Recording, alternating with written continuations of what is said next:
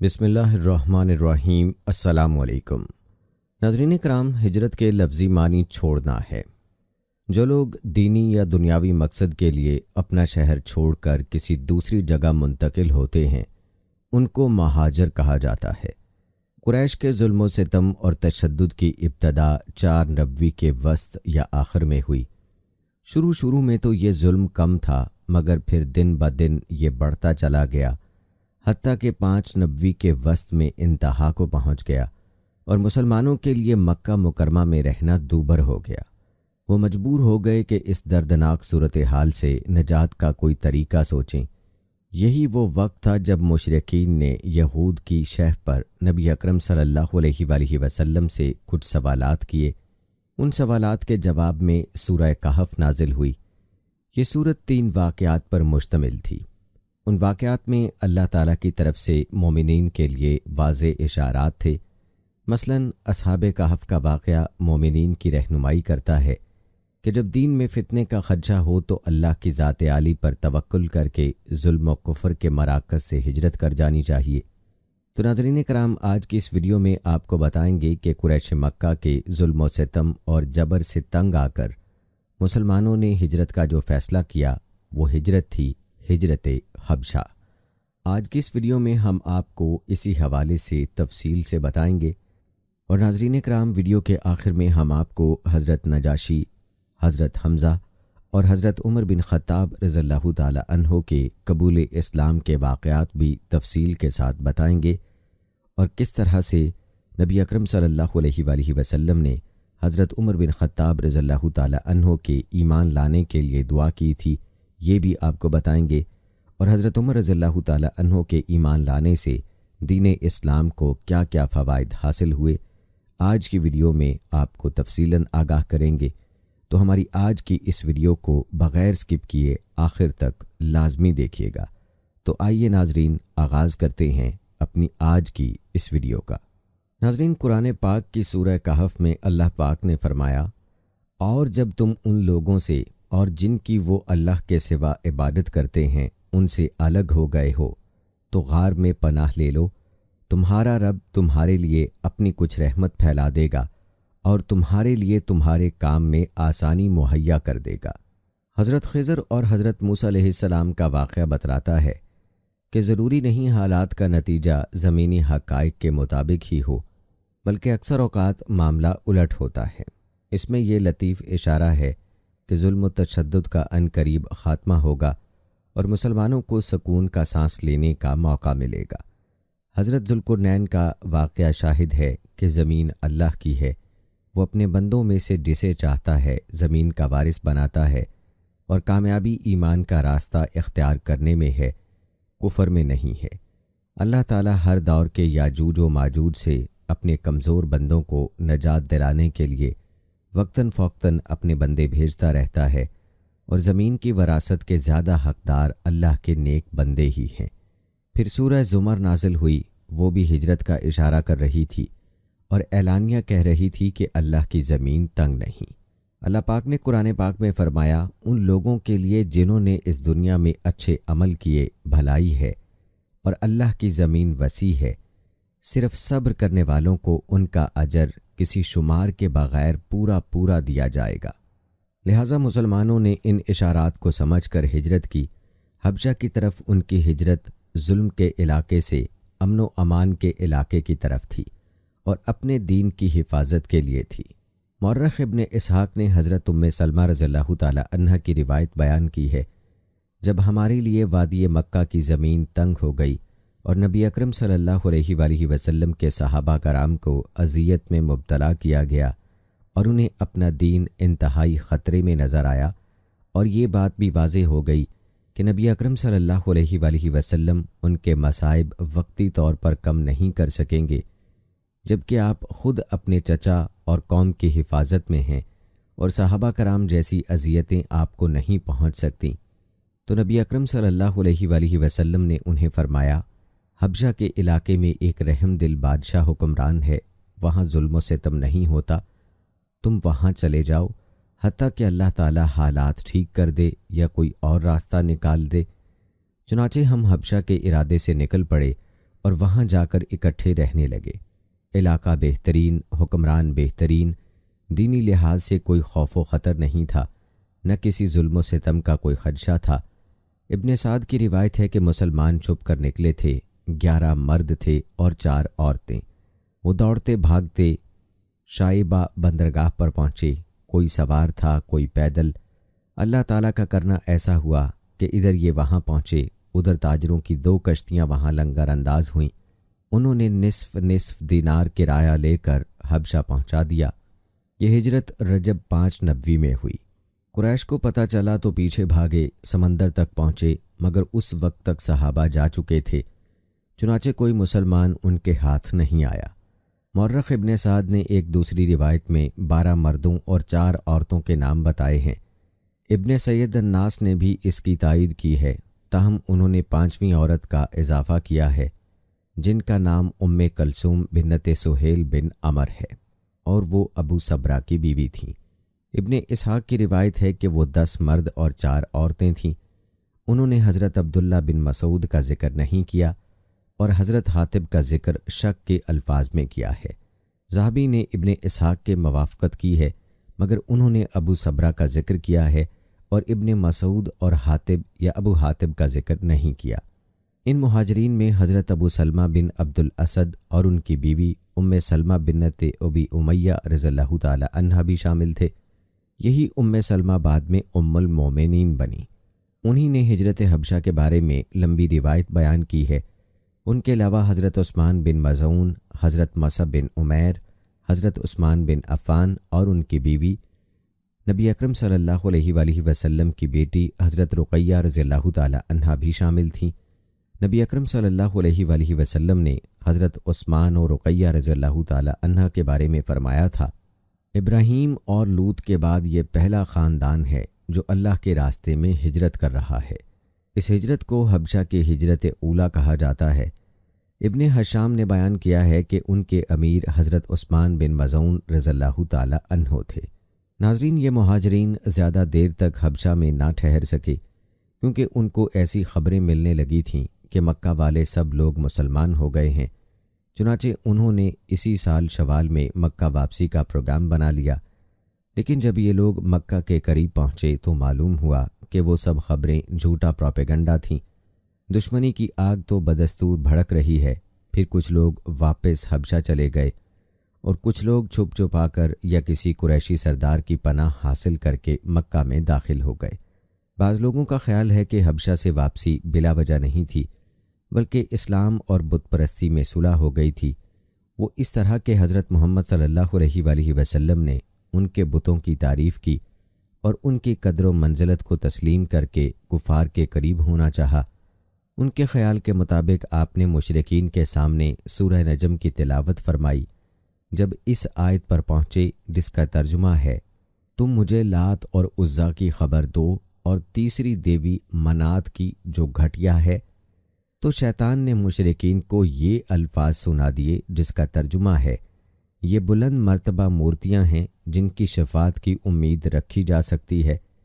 پھر سورت کے اختتام پر آپ صلی اللہ علیہ وآلہ وسلم نے سجدہ کیا تو کافروں نے بھی سجدہ کر لیا۔ جب اس واقعے کی خبر حبشہ پہنچی تو مہاجرین نے سمجھا کہ قریش اسلام لا چکے ہیں۔ دوستو، اس قصے کے متعلق مختلف آراء ہیں اور اختلاف بھی ہے۔ کچھ کے نزدیک یہ ضعیف ہے، یہ قصہ ازرو عقل بھی باطل ہے۔ اس بارے میں لکھا ہے کہ بالفرض تسلیم کر لیں کہ یہ قصہ سندن صحیح ہے، تو کیا اس طرح یہ قصہ صحیح ثابت ہو جائے گا؟ معاذ اللہ، ہرگز نہیں، کیونکہ سب جانتے ہیں کہ شاذ حدیث ضعیف ہوتی ہے، حالانکہ شاذ روایت کو بیان کرنے والا راوی ثقہ اور معتبر ہوتا ہے۔ صرف اتنی بات ہے کہ اس نے اس حدیث میں اپنے سے زیادہ ثقہ ایک راوی یا اپنے جیسے کئی ثقہ راویوں کی مخالفت کی ہوتی ہے، گویا یہ خبر واحد ہوتی ہے۔ اگر خبر واحد شاذ ہونے کی صورت میں قابل قبول نہیں، تو وہ خبر واحد جو قرآن مجید یا اجماع امت کے خلاف ہو، وہ کیسے قابل قبول ہوگی؟ مثال کے طور پر انبیاء کا معصوم عن خطا ہونا اجماعی مسئلہ ہے۔ جو حدیث اس کے خلاف ہوگی وہ نہ صرف شاذ بلکہ موضوع ہوگی۔ ناظرین، مشرکین کے سجدے کے سبب کے بارے میں اگر بات کی جائے تو صحیح بخاری میں اتنی بات ثابت ہے کہ نبی اکرم صلی اللہ علیہ وآلہ وسلم نے مسلمانوں اور مشرکین کے ایک ملے جلے مجمع میں سورہ نجم پڑھی۔ جب آپ صلی اللہ علیہ وآلہ وسلم سورت کے اختتام پر پہنچے تو آپ صلی اللہ علیہ وآلہ وسلم نے سجدہ کیا، پھر کیا مسلمان اور کیا مشرک سب کے سب یک بارگی سجدے میں گر پڑے۔ اصل بات یہ ہے کہ اس سورت کی آخری آیات دل ہلا دینے والی ہیں، جنہیں سن کر دل میں ہلچل مچ جاتی ہے۔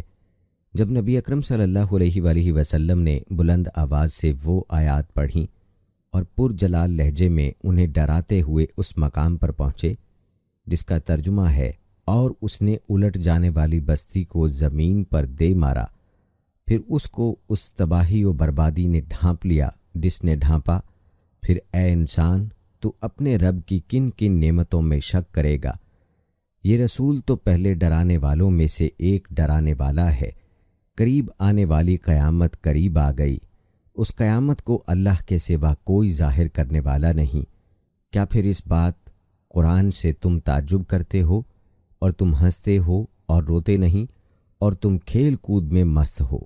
تو حق کی رانائی اور زیبائی کے آگے یہ متکبرین اس قدر بے بس ہو گئے کہ بے اختیار اللہ تعالیٰ کے سامنے سجدہ ریز ہو گئے۔ مسلمانوں کو تو بہرحال سجدہ کرنا ہی تھا، حتیٰ کہ ولید بن مغیرہ جو بہت بوڑھا ہو چکا تھا، اس نے بھی کنکریوں کی ایک مٹھی اٹھائی اور اسی پر سر رکھ دیا۔ لیکن جب انہیں ہوش آیا اور انہوں نے محسوس کیا کہ ایمانی روب و جلال نے ہماری لگام موڑ دی تھی، تو وہ انتہائی نادم ہوئے اور خفت کے مارے کہنے لگے کہ ہم نے تو محمد کے ساتھ سجدہ اس لیے کر لیا کہ انہوں نے ہمارے بتوں کی تعریف کی تھی۔ آئیے ناظرین، اب تذکرہ کرتے ہیں دوسری ہجرت حبشہ کا۔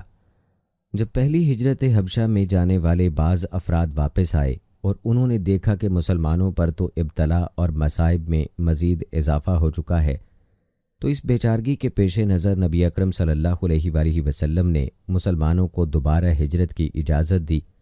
اس ہجرت میں 80 سے زیادہ مرد اور 19 عورتیں شامل تھیں۔ مسند احمد میں حضرت عبداللہ بن مسعود رضی اللہ تعالیٰ عنہ سے روایت ہے کہ نبی اکرم صلی اللہ علیہ وآلہ وسلم نے ہمیں نجاشی کی طرف بھیجا۔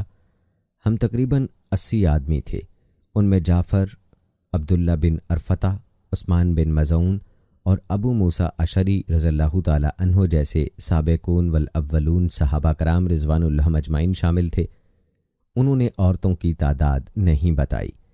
ابن سعد نے لکھا ہے کہ مردوں کی تعداد 83 تھی، 11 خواتین قریشی تھیں اور 7 مکہ سے باہر کی تھیں۔ ابن اسحاق نے کہا کہ مرد 80 سے زائد تھے، انہوں نے 16 عورتوں کے نام لکھے ہیں۔ سیرت ابن ہشام میں ہے کہ وہ 83 آدمی تھے۔ اگر ہم ریتا بنت حارث کے ہاں پیدا ہونے والی بچی کو شمار کر لیں تو عورتوں کی تعداد ابن ہشام کے نزدیک 20 ہو جائے گی۔ علامہ ابن قیم رحمہ اللہ نے عورتوں کی تعداد 19 بتائی ہے، واللہ عالم۔ معلوم یوں ہوتا ہے کہ عورتوں کی تعداد میں اختلاف کا سبب یہ ہے کہ بعض لوگوں نے چھوٹی بچیوں کو بھی شمار کر لیا ہے۔ ناظرین، ابن اسحاق نے ہجرت حبشہ کے بارے میں حضرت ام سلمہ رضی اللہ تعالی عنہ کی روایت یوں بیان کی ہے: جب ہم حبشہ پہنچے تو ہم نے بہترین پناہ دہندہ نجاشی کے ہاں پناہ لی۔ ہم اپنے دین کے متعلق بے خوف ہو گئے اور اللہ تعالیٰ کی عبادت کرنے لگے۔ ہمیں کوئی تکلیف دی جاتی تھی، نہ ہمیں کوئی نامناسب بات سننی پڑتی تھی۔ قریش کو اس صورتحال کا پتہ چلا تو انہوں نے آپس میں مشورہ کیا کہ نجاشی کے پاس 2 مضبوط جوان بھیجے جائیں، ان کے ہاتھ نجاشی کو مکہ کے بہترین تحائف ارسال کیے جائیں۔ مکہ سے جو بہترین چیز حبشہ بھیجی جاتی تھی وہ نفیس چمڑا تھا۔ قریشیوں نے بہت سا چمڑا اکٹھا کیا اور اسے بطور تحفہ بھیجا۔ اس کے ساتھ ساتھ انہوں نے نجاشی کے ہر بطریق کو بھی تحفے تحائف بھیجے، اور یہ سارا مال و متاع عبداللہ بن ابی ربیعہ اور عمر بن عاص کے ہاتھ روانہ کیا، اور انہیں نصیحت کی کہ وہ نجاشی سے پہلے ہر بطریق کے تحفے کو پیش کریں، پھر آخر میں نجاشی کو تحفے پیش کریں اور درخواست کریں کہ کوئی تحقیق و تفتیش کیے بغیر مسلمانوں کو ہمارے سپرد کر دیا جائے۔ یہ دونوں نجاشی کے پاس پہنچے، اس کے بطریقوں کو تحفے پیش کیے اور کہا: تمہارے ملک میں ہمارے کچھ بے وقوف نوجوان بھاگ آئے ہیں، وہ اپنی قوم کا دین چھوڑ چکے ہیں اور تمہارا دین بھی قبول نہیں کیا۔ وہ کوئی نیا دین لے کر آئے ہیں جس کے نہ ہم قائل ہیں نہ تم۔ حدیث میں ہے کہ قریشی وفد نے بطریقوں سے طے کیا کہ وہ نجاشی کو مشورہ دیں کہ ان لوگوں کو بغیر کسی تحقیق و تفتیش کے وفد کے سپرد کر دیا جائے، لیکن جب بات نجاشی کے پاس پہنچی تو اس نے یہ مشورہ نہ مانا اور کہا کہ ان لوگوں کو میرے پاس لایا جائے تاکہ میں بذات خود ان کی بات سن سکوں۔ جب مسلمان نجاشی کے پاس حاضر ہوئے تو ان کی طرف سے حضرت جعفر بن ابی طالب رضی اللہ تعالی عنہ نے بات کی۔ انہوں نے نجاشی کے سامنے حضرت محمد صلی اللہ علیہ وآلہ وسلم کے لائے ہوئے دین کی حقیقت بیان کی اور کفار کا طرز عمل بھی بتلایا۔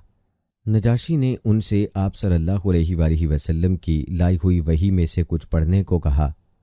حضرت جعفر نے سورہ مریم کی ابتدائی آیات پڑھ کر سنائیں۔ نجاشی سن کر رونے لگا اور اس قدر رویا کہ اس کی داڑھی آنسوؤں سے تر ہو گئی۔ اس کے دربار کے پادریوں کا بھی یہی حال تھا، وہ بھی خوب روئے۔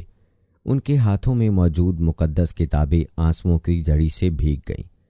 پھر نجاشی نے قریش کے سفیروں کی طرف متوجہ ہو کر کہا، یہ تعلیم اور حضرت عیسیٰ علیہ السلام کی لائی ہوئی تعلیم ایک ہی منبع نور سے نکلی ہوئی ہے۔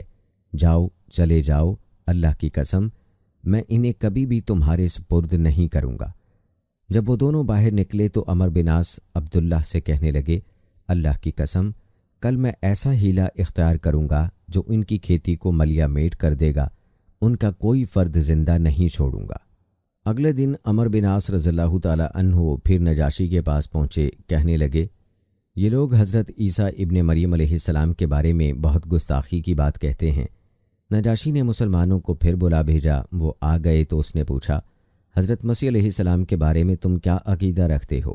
حضرت جعفر رضی اللہ تعالی عنہ کہنے لگے، ان کے بارے میں ہم وہی کہتے ہیں جو ہمارے نبی مکرم صلی اللہ علیہ وآلہ وسلم پر نازل ہوا کہ حضرت عیسیٰ علیہ السلام اللہ تعالیٰ کے بندے اور اس کے رسول ہیں، اس کی بھیجی ہوئی روح اور کلمہ ہیں جو اللہ تعالیٰ نے کماری مریم بطول مقدس کی طرف القاء کیا تھا۔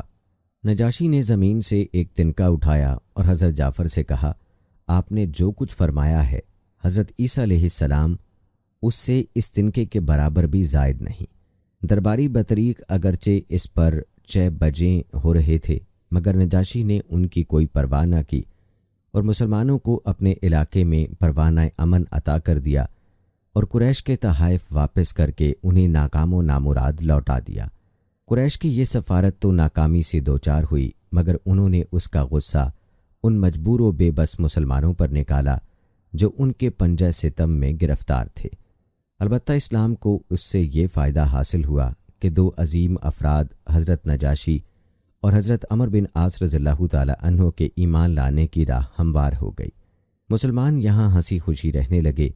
جب مکہ کے مسلمان مدینہ منورہ ہجرت کر گئے تو حبشہ کے کچھ مہاجر تو جنگ بدر سے پہلے ہی مدینہ منورہ پہنچ گئے۔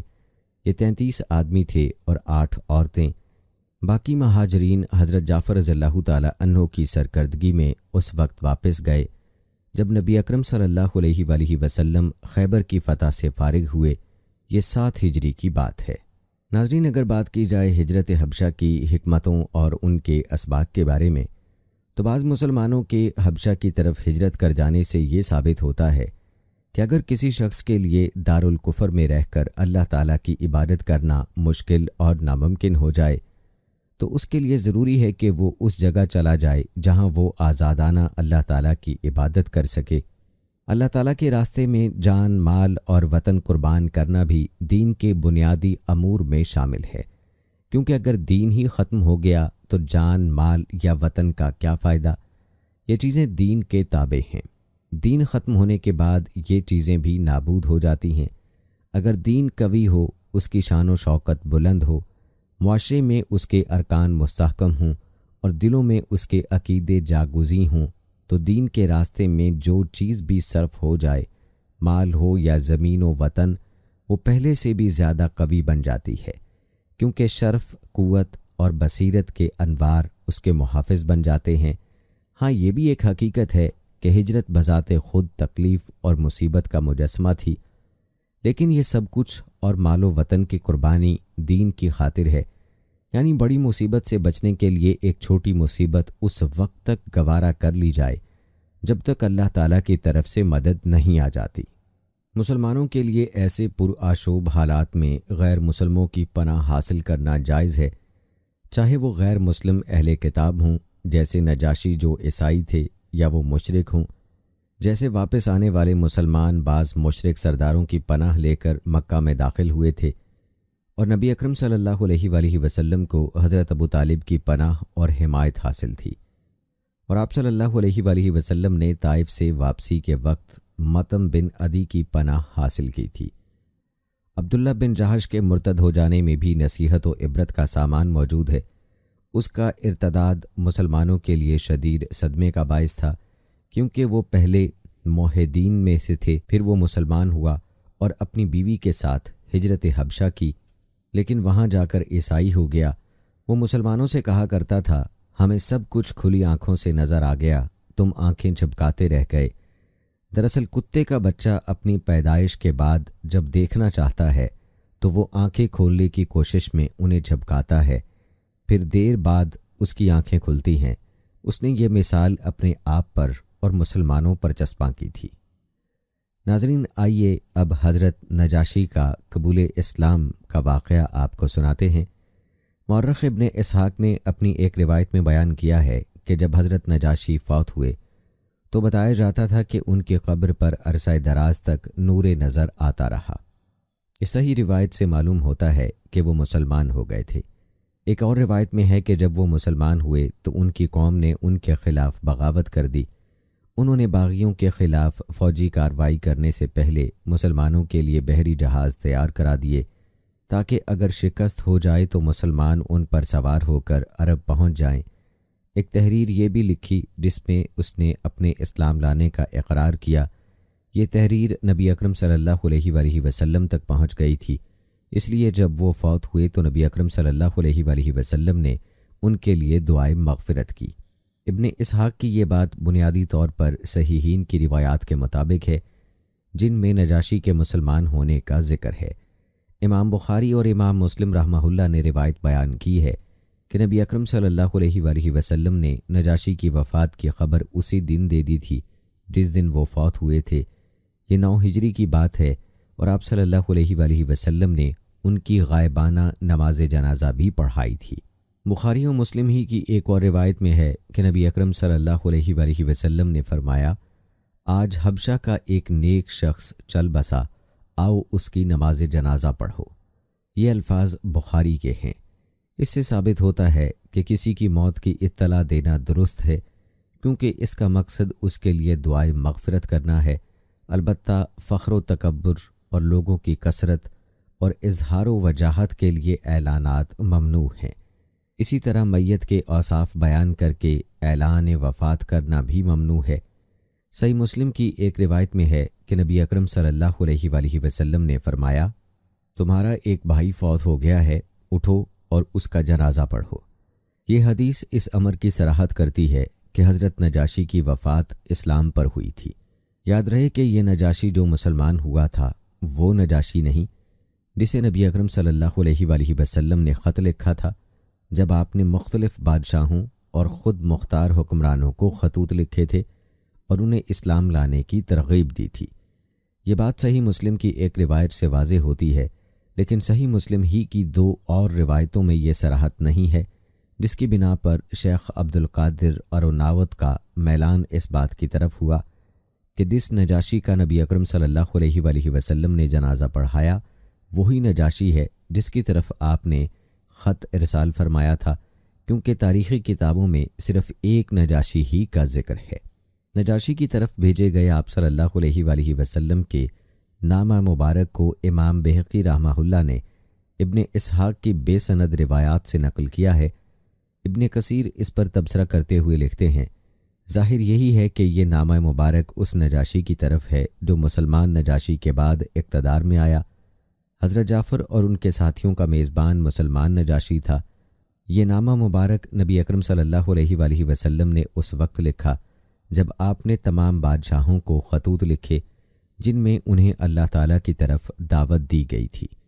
یہ فتح مکہ سے تھوڑا عرصہ پہلے کی بات ہے، لہٰذا یہ نامہ مبارک دوسرے نجاشی کی طرف تھا نہ کہ پہلے کی طرف، اور جو اس میں نجاشی اسہم کی طرف کے الفاظ ہیں تو صحیح یہ معلوم ہوتا ہے کہ لفظ اسہم کسی راوی کی زیادتی ہے جو اس نے اپنی سمجھ کے مطابق کی ہے، واللہ عالم۔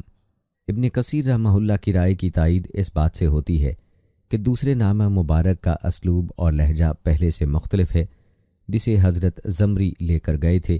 دوسرے خط میں غیر مسلم سے خطاب ہو رہا ہے جبکہ پہلے میں خطاب مسلمان سے تھا۔ ابن اسحاق نے بھی اس دوسرے خط کو مسند سے بیان نہیں کیا جیسا کہ امام بہقی نے کیا ہے۔ حضرت نجاشی کے اسلام لانے کے بارے میں وارد شدہ روایات سے صاف سمجھ میں آتا ہے کہ انہوں نے اپنے اسلام کا اعلان حضرت جعفر، دیگر صحابہ اور اپنے پادریوں کے سامنے کیا تھا، لیکن بطریقوں اور عام پادریوں نے دین کی اس تبدیلی کو قبول نہ کیا اور ان سے ناراض ہو کر عوام کو ان کے خلاف بھڑکایا، جس سے ان کے خلاف بغاوت پیدا ہو گئی۔ اللہ تعالیٰ نے حضرت نجاشی کی مدد فرمائی اور بغاوت ختم ہو گئی، تاہم نجاشی کو تقیہ کرنا پڑا اور کافروں کے خلاف تقیہ جائز ہے۔ نبی اکرم صلی اللہ علیہ وآلہ وسلم کا ارشاد ہے، کافر کو جنگ میں دھوکہ دیا جا سکتا ہے۔ واقعہ یہ ہے کہ اس نے ایک تحریر لکھی جس میں توحید کا اقرار اور حضرت محمد صلی اللہ علیہ وآلہ وسلم کی نبوت کا اعتراف تھا۔ یہ گواہی بھی لکھی گئی تھی کہ حضرت عیسیٰ علیہ السلام اللہ کے بندے، اس کے رسول، اس کی بھیجی ہوئی روح اور اس کا وہ کلمہ ہے جو اللہ تعالیٰ نے حضرت مریم کی طرف القا کیا تھا۔ پھر نجاشی نے یہ تحریر لباس سے اوپر پہنے جانے والی قبا کی اندرونی جانب اپنے دائیں کندھے کے قریب رکھ لی۔ پھر وہ عوام کی طرف نکلے جو پہلے ہی صفے باندھے کھڑے تھے۔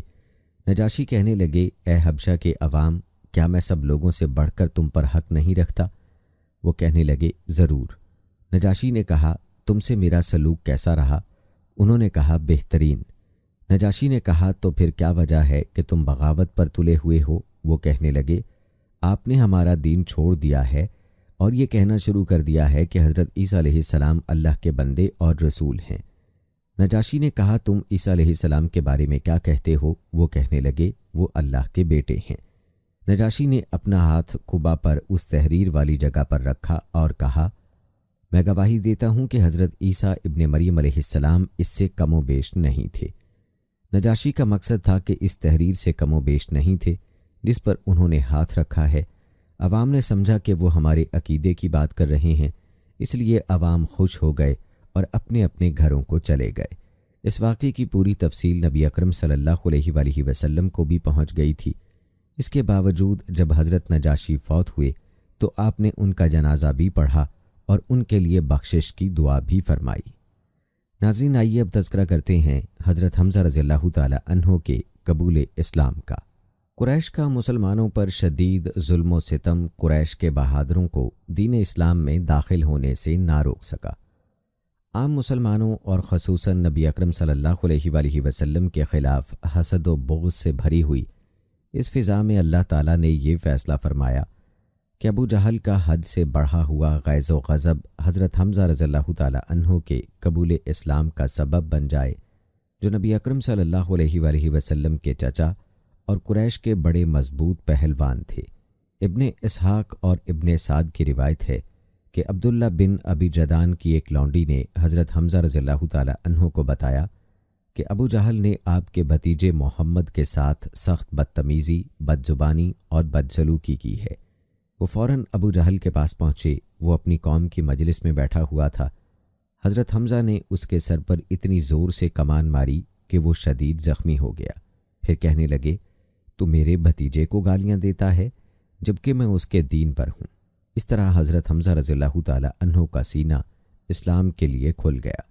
جب حضرت حمزہ رضی اللہ تعالی عنہ مسلمان ہو گئے تو قریش کو یقین ہو گیا کہ اب نبی اکرم صلی اللہ علیہ وآلہ وسلم محفوظ ہو گئے ہیں اور حضرت حمزہ انہیں کوئی اذیت نہیں پہنچنے دیں گے، چنانچہ وہ آپ کے ساتھ بدسلوکی اور بدزبانی سے رک گئے۔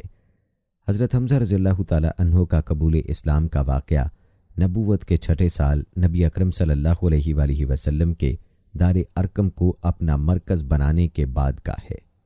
اور آئیے ناظرین کرام، اب تذکرہ کرتے ہیں حضرت عمر بن خطاب رضی اللہ تعالی عنہ کے قبول اسلام کا۔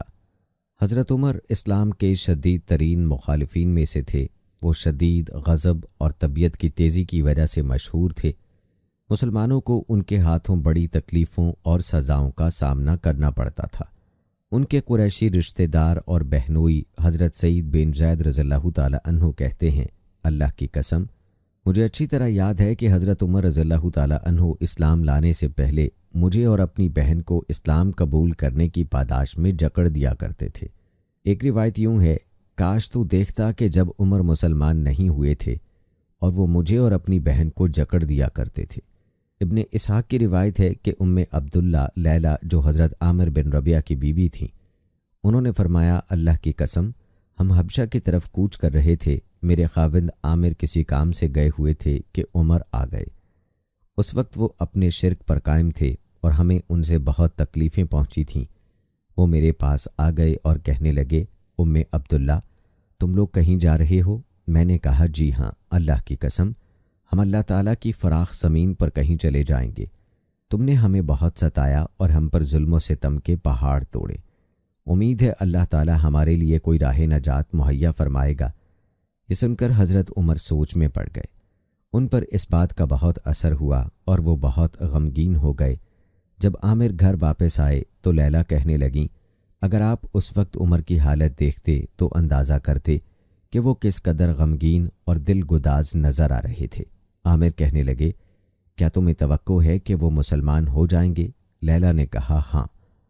عامر کہنے لگے، ہرگز نہیں، خطاب کا گدھا تو مسلمان ہو سکتا ہے مگر اس کا بیٹا عمر مسلمان نہیں ہوگا، کیونکہ حضرت عامر نے مسلمانوں کے خلاف حضرت عمر کی سختیاں اور ظلم و ستم دیکھ رکھے تھے۔ اس روایت سے معلوم ہوتا ہے کہ حضرت عمر رضی اللہ تعالی عنہ پر ہر چند جہالت کے پردے پڑے ہوئے تھے، لیکن ان کے دل میں فطرت سلیم کے پاکیزہ جذبات نے بھی ہلچل مچا رکھی تھی، یہاں تک کہ ان پردوں کے چھٹنے کا وقت آ گیا اور وہ ہلکا بگوش اسلام ہو گئے، اور ان کی طبیعت کی سختی اسلام کی مضبوطی کا سبب بن گئی۔ جس طرح وہ پہلے کفر میں سخت تھے، اب اسلام میں اور زیادہ سخت اور مضبوط بن گئے۔ جب اللہ تعالیٰ نے ان کا سینہ اسلام کے لیے کھول دیا تو وہ پوچھنے لگے، قریش میں کون سا شخص بات پھیلانے اور ڈھنڈورا پیٹنے میں سب سے زیادہ تیز ہے؟ کہا گیا، جمیل بن معمر جمیحی۔ حضرت عمر رضی اللہ تعالیٰ عنہ اس کے پاس گئے اور اسے اپنے اسلام کے بارے میں بتایا۔ جمیل نے کعبہ کی طرف دوڑ لگا دی اور لوگوں میں پہنچ کر بلند آواز سے چلایا، او لوگو، عمر بھی بے دین ہو گیا۔ حضرت عمر رضی اللہ تعالیٰ عنہ بھی پیچھے پیچھے آ رہے تھے، کہنے لگے، یہ جھوٹ بولتا ہے، میں تو مسلمان ہوا ہوں۔ مشرکین کی حضرت عمر رضی اللہ تعالیٰ عنہ سے طویل جھڑپ ہوئی، لیکن اللہ تعالیٰ نے حضرت عمر رضی اللہ تعالیٰ عنہ کو عاص بن وائل سہمی کی مدد سے کافروں کے شر سے محفوظ رکھا۔ ان کے قبول اسلام کا مشہور واقعہ جس میں ذکر ہے کہ وہ نبی اکرم صلی اللہ علیہ وآلہ وسلم کو قتل کرنے جا رہے تھے کہ راستے میں ایک شخص سے ملاقات ہوئی جس نے انہیں ان کی بہن اور بہنوئی کے مسلمان ہونے کی خبر سنائی اور ان کے اشتعال کا رخ موڑ دیا۔ حضرت عمر غصے میں اپنی بہن اور بہنوئی کی طرف چل دیے۔ وہاں حضرت خباب رضی اللہ تعالی عنہ بھی تھے۔ حضرت عمر رضی اللہ تعالی عنہ نے اپنی بہن کو بھی مارا، ان کا خون بہنے لگا۔ خون دیکھ کر غصہ کافور ہو گیا اور ان سے قرآنی آیات سنانے کو کہا۔ بہن کے کہنے پر انہوں نے غسل کیا اور سورہ طٰہٰ کی ابتدائی آیات پڑھیں تو ان کے دل کی دنیا بدل گئی، وہ مسلمان ہو گئے اور اپنے اسلام کا اعلان کرنے کے لیے نبی اکرم صلی اللہ علیہ وآلہ وسلم کی خدمت میں حاضر ہوئے۔ پھر انہوں نے اپنے ماموں آس کی پناہ کالعدم کر دی تاکہ ماریں بھی اور مار بھی کھائیں، جیسا کہ کمزور مسلمانوں کا حال تھا، یہاں تک کہ اللہ تعالیٰ نے اسلام کو عزت نصیب فرما دی۔ حضرت عمر رضی اللہ تعالیٰ عنہ کا اسلام نبی اکرم صلی اللہ علیہ وآلہ وسلم کی دعا کا نتیجہ ہے۔ آپ دعا کیا کرتے تھے، اے اللہ، ابو جہل اور عمر بن خطاب میں سے جو تجھے زیادہ پسند ہے اس کے ذریعے سے اسلام کو عزت نصیب فرما۔ اللہ تعالیٰ نے حضرت عمر بن خطاب رضی اللہ تعالیٰ عنہ کے حق میں دعا قبول فرمائی اور اسلام کو ان کے ذریعے سے عزت عطا فرمائی۔ اس کے بارے میں صحیح بخاری میں حضرت ابن مسعود رضی اللہ تعالیٰ عنہ سے روایت ہے، انہوں نے کہا، جب سے عمر بن خطاب مسلمان ہوئے ہیں ہمیں عزت حاصل ہو گئی ہے۔ اس مفہوم کی بہت سی روایات ہیں جن سے پتہ چلتا ہے کہ نصرت اسلام میں وہ عظیم حیثیت رکھتے ہیں اور اس سلسلے میں انہوں نے بڑا اہم کردار ادا کیا۔ مثلاً ابن اسحاق نے حضرت عمر رضی اللہ تعالی عنہ کی ہی روایت بیان کی ہے۔ انہوں نے کہا، جب میں مسلمان ہوا میں نے سوچا کہ مکہ والوں میں کون رسول اللہ صلی اللہ علیہ وآلہ وسلم سے سب سے زیادہ دشمنی رکھتا ہے۔ ذہن میں ابو جہل کا نام ابھرا۔ میں فوراً چل پڑا، اس کا دروازہ کھٹکھٹایا۔ وہ باہر نکلا، مجھے دیکھا تو کہنے لگا، اہلاً و سہلاً، کیسے آئے؟ میں نے کہا، میں تجھے خبردار کرنے آیا ہوں کہ میں اللہ تعالیٰ اور اس کے رسول صلی اللہ علیہ وآلہ وسلم پر ایمان لا چکا ہوں اور ان کی پیش کردہ تمام باتوں کی تصدیق کرتا ہوں۔ اس نے فوراً دروازہ بند کر لیا اور سر پٹا کر کہنے لگا، اللہ تیرا بھی برا کرے اور اس پیغام کا بھی جو تو لے کر آیا ہے۔ حضرت ابن مسعود رضی اللہ تعالی عنہ کا بیان ہے، حضرت عمر رضی اللہ تعالی عنہ کا اسلام ایک فتح تھی، ان کی ہجرت مدد و نصرت تھی اور ان کی حکومت رحمت تھی۔ ان کے اسلام لانے سے پہلے ہم کعبہ کے پاس نماز پڑھنے کا تصور بھی نہیں کر سکتے تھے۔ جب وہ مسلمان ہوئے تو انہوں نے مشرکین سے زبردست مقابلہ کیا، کعبہ کے پاس نماز پڑھی اور ہم نے بھی ان کے ساتھ مل کر نماز پڑھی۔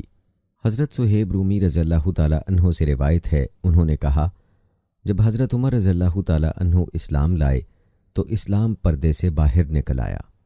حضرت عمر رضی اللہ تعالی عنہ نے اعلانیہ اسلام کی دعوت دینی شروع کر دی۔ ہم بیت اللہ کے گرد حلقہ باندھ کر بیٹھنے لگے، بیت اللہ کا طواف کرنے لگے، ظلم و ستم کرنے والوں سے بدلہ لینے لگے اور ترکی با ترکی جواب دینے لگے۔ حضرت ابن عباس رضی اللہ تعالی عنہ سے روایت ہے، انہوں نے کہا، جب حضرت عمر رضی اللہ تعالی عنہ مسلمان ہوئے تو مشرکوں نے کہا، اس قوم نے ہم سے پورا بدلہ لے لیا ہے۔ ابن سعد نے محمد بن عبید کی حدیث بیان کی ہے، مجھے بخوبی یاد ہے ایک وقت تھا جب ہم بیت اللہ کے پاس نماز پڑھنے کی ہمت بھی نہیں کر سکتے تھے۔ جب حضرت عمر رضی اللہ تعالی عنہ اسلام لائے، انہوں نے کافروں سے خوب لڑائی لڑی، حتیٰ کہ انہیں ہمیں روکنے کی ہمت نہ رہی۔ تب ہم بیت اللہ کے پاس نماز پڑھنے لگے۔ روایت ہے کہ نبی اکرم صلی اللہ علیہ وآلہ وسلم نے ان کا نام فاروق رکھا، یعنی جس نے حق و باطل کے مابین خط امتیاز کھینچ دیا۔ یہ روایات محدثین کے کڑے معیار پر تو پوری نہیں اترتیں، مگر انہیں ایسے مسئلے میں پیش کرنا درست ہے جس پر نہ کوئی شرعی حکم مرتب ہوتا ہے، نہ اس کا عقیدے سے کوئی تعلق ہے۔ یہ بات بالاتفاق مسلم ہے کہ حضرت عمر رضی اللہ تعالی عنہ کا اسلام قبول کرنا خود اسلام کے لیے عزت اور غلبے کا باعث بنا۔ نبی اکرم صلی اللہ علیہ وآلہ وسلم کی دعا بھی یہی تھی، اے اللہ، ابو جہل اور عمر بن خطاب دونوں میں سے جو تجھے زیادہ محبوب ہے اس کے ذریعے سے اسلام کو عزت عطا فرما۔ ناظرین، حضرت عمر رضی اللہ تعالی عنہ کے اسلام لانے سے بہت سے فوائد حاصل ہوئے۔ دور جاہلیت میں قوت اور دبدبے والے لوگ مسلمان ہوئے تو دعوت اسلام کے لیے بڑا محکم سہارا بنے۔ اسی لیے نبی اکرم صلی اللہ علیہ وآلہ وسلم آرزو مند رہتے تھے کہ عمر بن خطاب اور ابو جہل جیسے لوگ مسلمان ہو جائیں۔ مزید برآں آپ کا ارشاد گرامی ہے، جاہلیت میں معزز افراد اسلام میں بھی معزز ہیں جبکہ وہ دین کو سمجھ لیں۔ لہٰذا داعیان اسلام کی خواہش اور کوشش ہونی چاہیے کہ معاشرے کی با اثر اور مضبوط شخصیات کو دین اسلام کی دعوت ضرور دی جائے، کیونکہ ایسی شخصیات کا قبول اسلام ان کے تابع فرمان عوام کے تردد اور حیض بیض کے خاتمہ کر دیتا ہے اور وہ فوج در فوج مسلمان ہونے لگتے ہیں۔ ہر جگہ اور ہر زمانے میں ایسا ہی ہوتا ہے۔ قرآن مجید نے یہ بات ان عام کفار کی زبانی بیان فرمائی ہے جو اپنے سرداروں اور قائدین کے پیچھے لگ کر گمراہ ہوئے۔ اللہ پاک نے قرآن پاک میں فرمایا ہے، جس دن ان کے چہرے آگ میں الٹ دیے جائیں گے، وہ کہیں گے، اے کاش ہم نے اللہ کی اطاعت کی ہوتی اور ہم نے اس کے رسول کی اطاعت کی ہوتی، اور وہ کہیں گے، اے ہمارے رب، بلا شبہ ہم نے اپنے سرداروں اور اپنے بڑوں کی اطاعت کی تو انہوں نے ہم کو راہ راست سے بھٹکا دیا۔ اے ہمارے رب، انہیں دگنا عذاب دے اور ان پر بڑی لعنت کر۔ دعوت و تبلیغ مشرکین کے قائدین اور عوام الناس تک ہی محدود نہیں رہنی چاہیے، بلکہ ضروری ہے کہ یہ دعوت ان قیادتوں تک بھی پہنچائی جائے جو اسلام سے منحرف ہو چکی ہیں اور وہ اپنی جماعتوں اور تنظیموں کو زندگی کے مختلف میدانوں میں غیر اسلامی طریقے پر چلاتی ہیں۔ جب حضرت عمر بن خطاب رضی اللہ تعالی عنہ دار ارقم میں مسلمانوں کی طرف تلوار حمائل کیے ہوئے آئے تو نبی اکرم صلی اللہ علیہ وآلہ وسلم کا جرأت کے ساتھ ان کی طرف اٹھنا اور ان کی تہبند کی گراہ یا گریبان کو پکڑ کر زور سے جھٹکا دینا، پھر ان کو سخت الفاظ میں تنبیہ کرنا اور ڈانٹنا آپ صلی اللہ علیہ وآلہ وسلم کی جرأت و شجاعت کی نایاب مثال ہے۔ اس جرأت و بہادری کا مظاہرہ اور کئی مقامات پر بھی کئی دفعہ ہوا، مثلاً غزوہ احد میں جب مسلمانوں میں بھگدڑ مچ گئی اور غزوہ حنین میں جب مسلمان تتر بتر ہو گئے، اس وقت بھی نبی اکرم صلی اللہ علیہ وآلہ وسلم نے بے مثال پامردی اور استقامت کا ثبوت دیا تھا۔ تو ناظرین کرام، یہ تھی ہماری آج کی ویڈیو۔ امید کرتے ہیں کہ آپ کو پسند آئی ہوگی۔ ہماری آج کی اس ویڈیو کے متعلق اپنی رائے کا اظہار کمنٹ باکس میں لازمی کیجیے گا۔ مجھے اگلی ویڈیو تک اجازت دیں۔ فی امان اللہ۔